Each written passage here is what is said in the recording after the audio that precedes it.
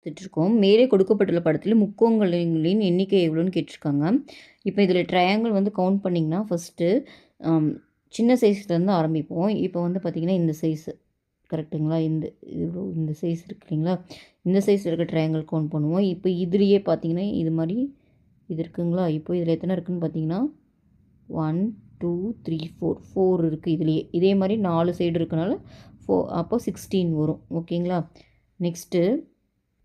Next பார்த்திங்கன்னா இந்த 2 சேர்த்த மாதிரி இருக்குல்ல, எந்த சைஸில் இருக்கிற ட்ரையாங்கிள் கவுண்ட் பண்ணுவோம்.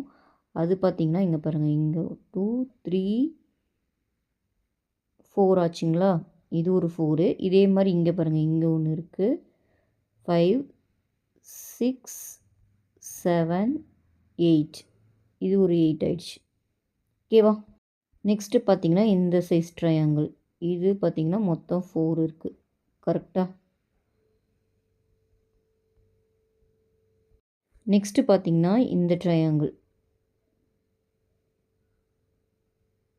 இது 1 இது 2 அப்புறம் இது 3 இது 4.